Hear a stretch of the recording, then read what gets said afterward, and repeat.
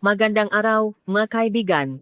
Ang ibabahagi kong kwento ngayon ay talaga namang hindi kapani-paniwala. Ako si Danilo Reyes, isang dating miyembro ng Philippine Scout Rangers. Sasabihin ko sa inyo ang nangyari 6 na taon na ang nakakaraan sa Amazon sa South America. Panahon iyon na lumaho ako sa isang multinational Special Forces survival training. Ngunit sa pinakamalalim na bahagi ng gubat na iyon, nakilala ko ang isang babae. Sa una inakala ko lang na isa siyang katutubo. Ngunit, lumabas na siya ang anak ng pinuno ng isang tribo sa Amazon. Hindi lang iyon, siya ang pinakamahusay na mandirigma na dalubhasa sa pahawa ng pana. Hanggang ngayon, kinikilabutan pa rin ako sa tuwing naalala ko. Kung pinili ko kaya ang ibang landas nun, ano kaya ang nangyari? Magkaiba ang aming wika, kultura, at lahat ng bagay sa pagitan namin ng babaeng iyon. Ngunit sa huli, kami ay ikukuwento ko na lang sa inyo ito mamaya. Sa ngayon, simulan natin sa araw na unang nakita kami. Ang video na ito ay isang muling pagsasayos ng kuwento. Simulan na natin ang istorya ngayon. Ang pag-subscribe at pag-like ay magbibigay sa inyo ng swerte, aming mga subscriber. Marso noon ng 2019.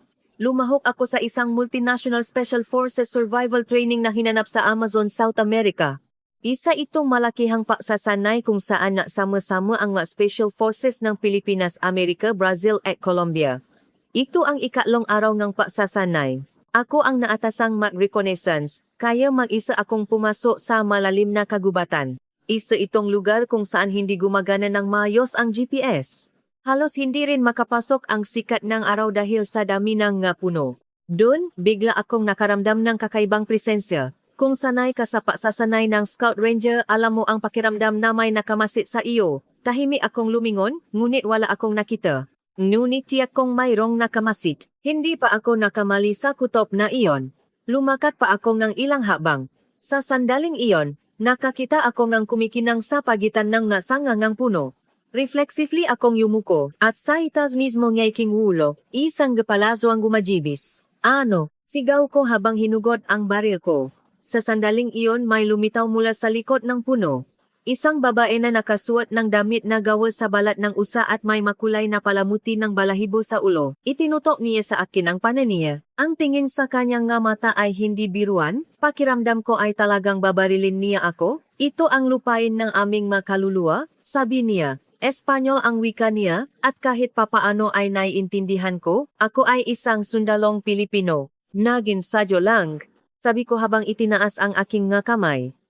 Ngunit mas hinila ng babae ang kanyang pana.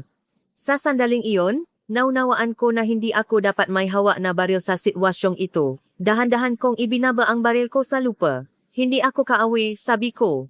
Pagkasabi ko niyon, unti-unting lumuwag ang kanyang pagbabantay. Ngunit nakatutok pa rin ang pana niya. Sino ka? Tanong ko. Tinitigan niya ako sandali, pagkatapos ay sinabi, ako ang tagapagtanggol ng lupain na ito. Ang kanyang tono ay napakakumpiyansa. Ngunit kakaiba nakaramdam ako ng ibang emosyon mula sa kanya, maliban sa isang uringang kuryosidad, marahil. Kung nagsasanay ka, bakit sa lupain namin? Paumanhin, hindi ko alam, time-tim akong humingi ng tawad. Pagkatapos ay dahan-dahan niyang ibinaba ang pana. Noon ko lang nakita ng malinaw ang kanyang mukha, balat na kulay tanso, itim na buho at matatalas na mata. Mukha siyang tunay na mandirigma. Mag-ingat ka sa susunod, sabi niya at pagkatapos ay nawala siya, parang hangin. Nanatili ako sa lugar na iyon ng matagal. Pakiramdam ko ay nakilala ko ang isang napaka-espesyal na tao. Nang gabing iyon, natutulog ako sa tolda, ngunit bigla akong nakarinig ng ingay mula sa labas. Sino iyan? Boses iyon ng kasamahan ko na nakbabantay. Mamadali akong bumangon at lumabas, may mataw na tipon sa harap ng medical tent. At sa gitna nila, may nakaluhod. Nang lumapit ako, nakita ko na ang babaeng nakilala ko kanina. Sinubukan ng taong ito na manakaw ng gamot mula sa medical tent, sabi ng kasamahan ko. Nakayuko ang babae. Sandali, pakinggan muna natin siya, sabi ko habang humaharap. Pagkatapos ay itinaas ang babae ang kanyang ulo, ngunit may luha sa kanyang nga mata. Parang awa niyo na, namamatay ang kapatid ko, sabi ng babae sa nanginginig na boses. 3 araw nang may lagnat ang kapatid ko, hindi kami makapunta sa ospital. Nang marinig ko iyon, nanikip ang dibdib ko. Alam ko na mahirap para sa makatutubo na makakuhang ng medikal na tulong. Anong gamot ang kailangan mo? Pampababa ng lagnat at antibiotics, sabi niya habang tinitignan ako ng nagmamakawang mga mata. Lumapit ako sa medic at sinabi, maari ba tayong magbigay ng gamot? Ayon sa regulasyon, hindi po, para po ito sa supply ng unit. Kung gayon, bibilhin ko sa sarili kong pera, sabi ko habang nilalabas ang wallet ko. Sa sandaling iyon, nagulat ang babay. Hindi po, hindi ko po yan matatanggap, ayos lang. Mas mahalaga ang buhay ng tao, sabi ko. Sa huli binili ko ang gamot gamit ang sarili kong pera. Habang inaabot ko sa kanya, natanong ako, anong pangalan mo? Kalina, anak ako ng pinuno ng tribong Karaja. Nagulat ako nang marinig kong anak siya ng pinuno. Ibig sabihin, tunay siyang prinsesa ng tribo. Ako si Danilo Reyes. Danilo, sabi ni Kalina habang inulit ang pangalan ko. Medyo kakaiba ang bigkas, ngunit nakakatuwa. Maraming salamat, hinding-hindi ko makakalimutan ang kabutihang loob na ito. Malalim na yumuko si Kalina, at pagkatapos ay muling nawala sa gubat. Nang gabing iyon hindi ako masyadong nakatulog. Patuloy akong iniisip si Kalina. Ang kanyang matibay na pagkatao, ngunit lumuhod para sa kanyang kapatid. Makalipas ang 2 araw. Lumabas ako muli para sa reconnaissance. Sa totoo lang, umaasa ako makikita ko ulit si Kalina. Nakaupo ako sa tabi ng ilog umiinom ng tubig nang may narinig akong tunog sa likuran. Danilo. Lumingon ako at nakita ko si Kalina na nakatayo, ngunit sa pagkakataong ito, wala siyang hawak na pana. Kumusta ang kapatid mo? Maraming pagbabago? Maraming salamat, ngumiti si Kalina ng masaya. Ang ngiti niyang iyon ay nagbainit sa aking puso. Mabuti naman. Gusto kong magbigay ng kapalit. Hindi kailangan ng kapalit. Ang aming tribo ay laging nababayad ng utang na loob. Matata na sabi ni Kalina. Pagkatapos ay lumingalinga siya sa paligid. Tingnan mo ang halaman na ito. Pinutol ni Kalina ang isang dahon at ipinakita sa akin. Maari itong kainin. Kapag gutom ka, nguyain mo lang, at magkakaroon kang lakas. Talaga. Nang makita niyang interesado ako, tinuro ni Kalina ang isa pang halaman. Mabuti iyan para sa sugat. Durugin mo lang at ipahit, mabilis itong gagaling. Ganon, tinuruan ako ni Kalina kung paano mabuhay sa gubat. Anong bunga ang hindi dapat kainin? Paano malaman ang mga insekto na may lason? Paano mo nalaman ang lahat na ito, Kalina? Nasa akin mula pa kabata. Itinuro ng lola ko. Lola mo? Oh, siya ang tagapagmanangang karunungan ng aming tribo. Sa sandaling iyon, gusto ko rin na may ituro kay Kalina. Mayroon din akong ipapakita sa iyo, Kalina. Tumayo ako at ipinakita ang nagalaw ng taekwondo. Mula sa mga pangunahing galaw hanggang sa mga sipa. Nagliwa na ang nga mata ni Kalina habang nanonood. Wow, napakagaling. Gusto mo bang subukan? Kaya ko kaya. O naman, ganun. Tinuruan ko si Kalina ang taekwondo. Napakagaling talaga ni Kalina sa sports. Matapos niyang subukan ng ilang beses mabilis niyang nakuha ang nagalaw. Napakatalino mo, Kalina. Ikaw din. Danilo, ang galing mo. Lahat mang Pilipino ay ganito kalakas? Hindi. Ako ay espesyal na naksanay sobra. Mula noon, madalas kaming nakikita, siyempre palihim. Tinuturuan ako ni Kalina ng pamumuhay sa gubat, at tinuturuan ko naman siya ng taekwondo at survival techniques. Ngunit sa bawat araw na lumilipas, may ibang damdamin na lumalago para kay Kalina. Sa una, pasasalamat, ngunit unti-unti, nagiging isang mas malalim na damdamin. Kalina, maari mo bang ikwento sa akin ang tungkol sa iyong tribo? Isang araw ay tanong ko. Ang aming maninuno ay nanirahan kasama ang mga espiritu ng lupain na ito. Naniniwala kami na ang mapuno ang ilok lahat ng bagay ay may buhay. Mga espiritu? Oo, sila ang nagpoprotekta sa amin. Nakaroon sa sakradong tingin ng makamata ni Kalina. Ramdam ko na talagang naniniwala siya. Kumusta naman sa Pilipinas? Katulad din sa Pilipinas. Mahalaga din sa amin ang aming ninuno at iginagalang namin ang kalikasan. Nang marinig iyon ni Kalina, ngumiti siya ng masaya. Kung gayon, iisa ang ating puso. Sa sandaling iyon, bumilis ang tibok ng puso ko. Pakiramdam ko ay nagkaroon kami ng isang espesyal na koneksyon. Isang linggo bago matapos ang pagsasanay, may espesyal na alok si Kalina sa akin. Danilo, may padiriwang ang aming tribo bukas ng gabi. Padiriwang? Tinatawag itong gabi nga espiritu. Isang beses lang sa isang taon kung saan nakikipag-ugnayan kami sa aming maninuno. Maari ba akong pumunta sa isang mahalagang araw na tulad niyan? Nakausap ko na ang pinuno. Sinabi ko na ikaw ay isang mabuting tao na tumulong sa amin. Napakatouch ako nang marinig ko iyon. Ibig sabihin ay ipinakilala na ako ni Kalina sa kanyang tribo. Kinabukasan ng gabi, sinundo ako ni Kalina. Ngunit iba ang kanyang itsura kaysa sa dati. Mayroon siyang makulay na palamuti ng balahibo at kuwintas na gawa sa kuwintas. Wow, ang ganda mo, sabi ko ng taos puso. Ngumiti si Kalina ng nahihiya. Danilo, subukan mo rin ang damit namin. Inabot ni Kalina ang tribal attire na inihanda niya. Isang vest at pantalon na gawa sa balat ng hayop. Pagdating namin sa tribal village, talagang mahiwaga ito. Natipon ang matao sa paligid ng isang malaking siga at ang tunog ng tambol ay umaling-awngaw. Siya ang aming pinuno, sabi ni Kalina habang itinuturo ang isang kagalang-galang na lalaki sa kanyang edad. Ang kanyang nga mata ay katulad niyang kay Kalina. Ngumiti ang pinuno nang makita niya ako. Ikaw ang mabuting kaibigan na tumulong sa aking anak. Magandang gabi po, Danilo Reyes po, magalang kong bati. Tinapik ng pinuno ang balikat ko. Ngayong gabi, sumayaw ka kasama namin. Nasimula ang pagdiriwang, nasimulang sumayaw ang mga tao sa saling tambol, talagang kahanga-hanga. Hinawakan ni Kalina ang kamay ko, sabay tayong sumayaw, hindi ako magaling sumayaw. Ayos lang, sumayaw ka lang ng buong puso.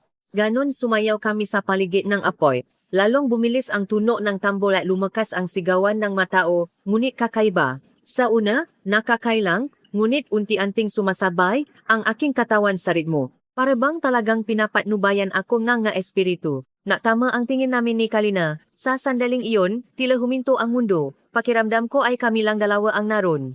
Matapos ang pagdiriwang, dinala ako ni Kalina sa isang tahimik na lugar. Nasa tabi iyon ng ilog at napakaganda ng sina ng buwan. Danilo, may gusto akong sabihin sa iyo, sabi ni Kalina sa nanjinjinig na boses. Mayroon din akong sasabihin sa iyo. Mauna ako. Ako ay. Gusto ko si Danilo. Sa sandaling iyon, pakiramdam ko ay sasabog ang puso ko. Mahal din kita, Kalina. Pagkatapos kong umamin, umiyak si Kalina. Talaga? Oh, talaga? Sa ilalim ng sina ng buwan, nahalikan kami sa unang pagkakataon. Hindi ko makakalimutan ang sandaling iyon habang buhay. Ngunit ang masayang oras ay hindi nagtagal. Ilang araw pagkatapos, nakarinig ako ngang nakakagulat na balita. Kapitan Danilo Reyes, may tawag mula sa command, tawag sa aking ngang communication officer. Opo, ano po iyon? May ulat po na nakikipaunayan kayo sa mga katutubo, Kapitan. Nang marinig ko iyon, pinapawisan ako ng malamig. At ano po? Agad na utos na bumalik sa Pilipinas. Kailan po? Bukas ng umaga, pakiramdam ko ay gumuho ang mundo. Hindi ko alam kung paano ko sasabihin kay Kalina. Nang gabing iyon, nakipakita ako kay Kalina. Kailangan kong sabihin sa kanya ang totoo. Kalina, kailangan kong bumalik sa Pilipinas bukas. Bigla, bakit? Utos iyon. Hindi ko maaring tanggihan.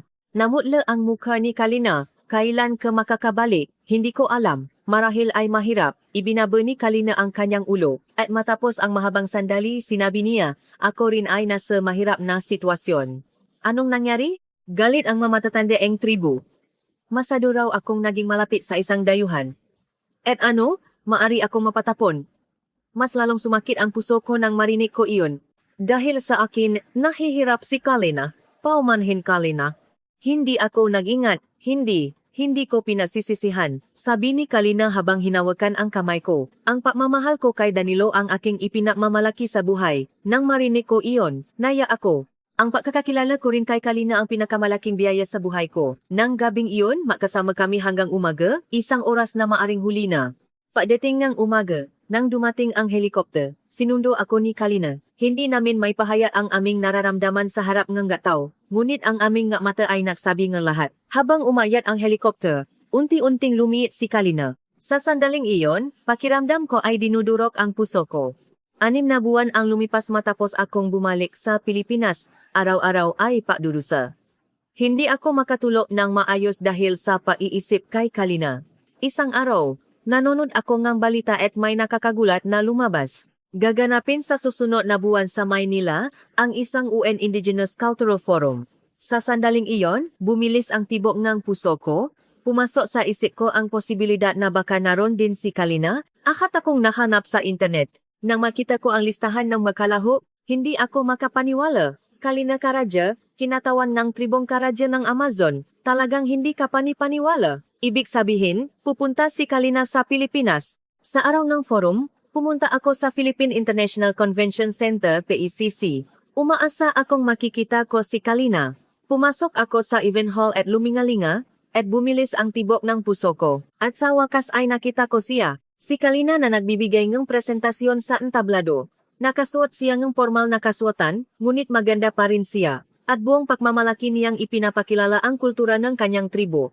Matapos ang presentasyon, bumaba si Kalina sa entablado. Naglakas-look akong lumapit. Kalina, lumingon si Kalina, at nang makita niya ako, lumaki ang kanyang mata. Danilo, talaga, ikaw ba yan Danilo? Oh, ako ito. Tumakbo si Kalina at niyakap ako. Maraming tao sa paligid, ngunit wala akong pakialam. Paano ka napunta rito? Narinig ko ang balita na darating ka, kaya pumunta ako. Parang panaginip. Mula nun, ipinasyal ko si Kalina sa Maynila.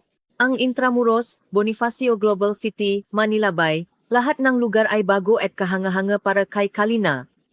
Wow, ang taas ng mga gusali na ito, sabi ni Kalina habang naglalakad kami sa BGC. Lahat ba nga Pilipino ay nakatira sa ganoong mabahay? Hindi. Ang nga iyon ay condominium. Condominium. Tanong ni Kalina sa isang kakaibang salita, ang cute niya tignan. Sa Intramuros sinubukan niya ang Filipiniana. Napakaganda ni Kalina sa Filipiniana. Ang ganda ng damit na ito, angkop na angkop sa iyo, Kalina. Sa Manila Bay, kumain kami ng isaw at soft drinks. Nagulat si Kalina nang sabihin kong merienda. Kumakain ba ang mga Pilipinong ganon sa tabi ng dagat? Oh, bahagi iyon aming kultura. Ang saya pala, ang isang linggong iyon ay parang panaginip. Ngunit kailangan nang bumalik ni Kalina sa Amazon. Hindi ba ako pwedeng sumama? Kailangan mong manatili sa Pilipinas, Danilo. Kung gayon, kailan tayo makikita ulit? Sa sandaling iyon, may nakakagulat na sinabi si Kalina. Sa totoo lang, may alok sa akin. Anong alok? Magtrabaho bilang cultural anthropology researcher sa isang universidad sa Pilipinas. Talaga? Isang taon na kontrata. Napakatuwa ko nang marinig ko iyon. Ibig sabihin, mas matagal ko pang makakasama si Kalina. Nang manatili si Kalina sa Pilipinas, formal nang nagsimula ang aming relasyon. Ngunit mayroon kaming ilang desisyon na kailangan gawin. Una, nakpasya akong magretiro mula sa militar. Kailangan ko maging malayo upang makasama si Kalina. Danilo, hindi ka naman magre-retiro dahil sa akin, di ba? Naalalang tanong ni Kalina. Hindi, plinano ko na talaga ang pagre-retiro. Sa totoo lang, kalahati lang ang tutudoon, ngunit sinabi ko iyon upang hindi siya mag-alala. Matapos akong gimagretiro, naging miyembro ako ng Special Forest Firefighter, isang trabaho na makakapagpakinabang sa aking karanasan bilang Scout Ranger. Nagsimula si Kalina sa kanyang Cultural Anthropology Research sa University of the Philippines. Naging napakabilis din niyang matuto ng Tagalog. Danilo, anong ibig sabihin ng salitang ito? Ano, mahal kita, nahihiyang sabi ni Kalina. Mas lalo akong kinili ng Tagalog ang ginamit niya. Napakagaling mo. Lumipas ang isang taon, at na-extend ang research contract ni Kalina, at gumawa siya ang isang nakakagulat na desisyon. Danilo, gusto kong maging Pilipino. Talaga? Oh, mahal na mahal ko ang Pilipinas. At nandito ka rin, Danilo. Ganon, sinimulan ni Kalina ang proseso ng naturalization. Napakakomplikado, ngunit hindi siya sumuko. Kailangan mo rin bang palitan ang pangalan mo? Hindi naman kailangan. Ngunit gusto kong magkaroon ng pangalang Pilipino. Kung gayon, ano ang gagawin natin? Kumusta ang Kalina Reyes? Napakagaling. Sa araw na lumabas ang permiso para sa naturalization, umiyak si Kalina. Ngayon, Pilipino na talaga ako. Binabati kita, binibining Kalina Reyes. Magalang kong batsi. At ngumiti si Kalina at sinampal akong nahina. At sa wakas ay dumating ang oras para mag-propose. Nang nagbiya kami sa Mentapo. Kalina? Oh, will you marry me? Nang ilabas ko ang sing-sing nagulat si Kalina. Talaga? Talaga? Oh, talaga? Oh, siyempre. Umiyak na niyakap ako ni Kalina. Ang sandaling iyon ang pinakamasayang sandali sa buhay ko. Ang kasal namin ay isang tradisyonal na kasalang Pilipino. Napakaganda ni Kalina sa kanyang Filipiniana. Ngunit may mas nakakagulat na nangyari. Ang ama ni Kalina ang pinuno ay pumunta sa Pilipinas. Alagaan mo ng mabuti ang aking anak, sabi ang pinuno habang kinakamayan ako. Opo, alagaan ko po siya habang buhay, sagot ko. Sa kasal, nagtakpo ang tradisyong Pilipino at Amazon, mayroon kaming pasupot, money dance, at ang tribal blessing ceremony. Isa itong napaka-espesyal na kasal. Pagkatapos ng kasal, nanirahan kami sa Palawan. Sinabi ni Kalina na gusto niyang manirahan sa isang lugar na malapit sa kalikasan. Parang Amazon talaga dito, sabi ni Kalina habang tinitignan ang karagatan at kagubatan. Talaga? Oo, malinaw ang tubig at sariwa ang hangin. Ang buhay sa Palawan ay talagang mapayapa. Nagtatrabaho ako sa Palawan Provincial Disaster Risk Reduction and Management Office, PDRRMO. At si Kalina ay nagpapatuloy sa kanyang pananaliksik online. At pagkatapos ng isang taon, dumating ang mas malaking kagalakan. Danilo, bakit? Mayroon tayong baby? Talaga? Ipinakita ni Kalina ang pregnancy test kit. Malinaw na lumabas ang 2 linya. Wow, talaga! Napakatuwa ko rin kaya niyakap ko si Kalina at pinaikot. Makalipas ang 9 na buwan, ipinangana ang aming anak. Pinangalanan namin siyang Daniel Muri. Anong ibig sabihin ng pangalang Muri, doktor? Tanong ng doktor. Ibig sabihin po ay tubig. Sa Amazonian language, ibig sabihin po ay buhay, paliwanag ni Kalina. Napakagandang pangalan. Lumaki si Muri ng napakalusok. Lumaki siya na natututong ng parehong kulturang Pilipino at Amazon. Sa Pasko, kumakain kami ng Noche Buena at sa Amazonian festivals ginagawa namin ang tribal rituals. Muri, ito ang sayaw ang lolo mo. Itinuro ni Kalina ang tribal dance. Mama, ang saya, masayang sinunod ni Muri. Tinuruan ko rin si Muri ang taekwondo. Papa, gusto ko ring matuto nito. Sige, gawin natin ng makasama. Natuto si Muri ng taekwondo at Amazonian tribal martial arts. Isa siyang napaka-espesyal na bata. Ngayon si Muri ay 5 taong gulang na. Nagsasalita siya ng 3 wika, Tagalog, Espanyol at ang tribal language. Papa, saan po galing si Mama? Galing si Mama sa Amazon. Saan po ang Amazon? Isang napakalayong gubat, isang lugar na maraming puno. Gusto ko rin pong pumunta doon. Someday pupunta tayo ng makasama. Minsan, nababalik tanaw kami ni Kalina sa panahong iyon. Kung itinapon mo kaya ang panahon nun, ano kaya ang nangyari? Siguro, iba ang naging buhay natin. Nasisisi ka ba? Hindi kailanman. Ang pagkakakilala ko kay Danilo ang pinakamalaking biyaya sa buhay ko. Ako rin. Kung hindi ako pumunta sa Amazon noon, hindi ko sana nakilala si Kalina. Minsan, nahihirapan kami dahil sa pagkakaibang kultura, ngunit nagsisikap kaming makaintindihan. Danilo, ganito ang ginagawa naming tribo sa ganitong sitwasyon. Talaga? Medyo iba sa Pilipinas. Kung gayon, gawin natin pareho. Ganun gumagawa kami ng sarili naming paraan. Ngayon, si Kalina ay kumukuha ng PhD na nag-aral ng kulturang Pilipino. Umaasa siyang sa bandang huli, siya ang magsisilbing tulay sa pagitan ng Pilipinas at Amazon. Ako naman ay nagtatrabaho pa rin bilang isang forest firefighter. Mapanganib na trabaho ngunit may kagalakan na magligtas ng buhay ng nga tao. Danilo, maingat ka, naalala si Kalina sa tuwing umaalis ako. Huwag kang maalala. Babalik ako para kay Muri at Kalina, ganun ang pangako ko. Ilang panahon na ang nakalipas, dumating muli sa Pilipinas ang ama ni Kalina, ang pinuno. Pumunta siya upang makita ang kanyang apo, Muri, siya ang lolo mo. Magandang araw po, lolo, magalang na bati ni Muri, lubos na natuwa ang pinuno. Ang batang ito ang aming dugo? Opo, napakatalinong bata. Kinukwentuhan ng pinuno si Muri ng kasaysayan ng tribo. Kumikinang ang mamata ni Muri habang nakikinig. Lolo, kaya ko rin bang manirahan sa gubat? O naman, someday, ituturo sa iyong lolo mo ang lahat. Napuno ako ng pamamalaki nang makita ko iyon. Dahil makakaroon si Muri ng kayamanan ng 2 kultura. Kung isipin ko ngayon talagang tadhana iyon. Napakaliit ng posibilidad na makilala ko si Kalina sa malawak na Amazon. Ngunit nakita kami, nakmahalan, at ngayon ay isang pamilya na kami. Ang pag-ibig ay talagang lumalampas sa mga hangganan at kultura. Ang mahalaga ay ang paunawa at paggalang sa isa-isa. Ang pinakamalaking aral na natutunan ko kay Kalina ay ang tunay na tradisyon ay hindi pagmamatigas kundi paggalang. Na kahit makaiba tayo, maari tayo manirahan ng makasama, inaasahan ko talaga kung anong uri ng tao ang magiging si Muri kapag lumaki na siya. Siguro ay mas bukas ang kanyang isip kaysa sa amin. Minsan nagtatanong si Muri, Papa, ano po ang pag-ibig? At sinasagot ko siyang ganito. Ang pag-ibig ay pag-unawa sa pagkakaiba ng isa't isa. Tulad ni Mama at Papa na makaiba ngunit makasama. Kung gayon, kaya ko rin pong magmahal, o naman Muri. Kaya mong mahalin ang sinuman. Ganun, itinuturo ko kay Muri ang pag-ibig. Sa pagbabalik tanaw sa nakalipas na 6 na taon, talagang maraming nangyari. May sakit ng pamamaalam at may kagalakan ng muling pagkikita. Ngunit ang pinakamahalaga ay hindi kami sumuko, natiwala kami ni Kalina sa isa't isa hanggang sa huli. Marami pa ring mangyayari sa hinaharap. Ngunit ngayon, hindi na ako nag-iisa.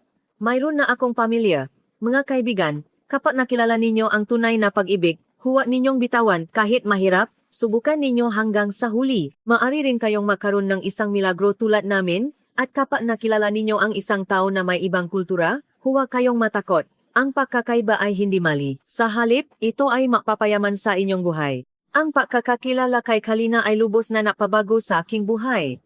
Nakita ko ang isang mas malawak na mundo at natutunan ko ang mas malalim na pag-ibig. Hanggang ngayon, kapag nakikita ko si Kalina na nakuwento ng Amazon kay Muri, napupuno ang aking puso. Ang mandirigmang babae na minsan ay natutok ng pana sa akin sa gubat ay isa ng mapagmahal na ina ngayon, at ako ay nasa tabi niya, isang mapagkatiwalaang ama. Ang pag-ibig ay talagang kayang baguhin ang lahat. Sino ang maakala na ang aming kwento na nasimula sa pagtutuos ng baril at pana ay hahantong sa ganito kagandang pagtatapos?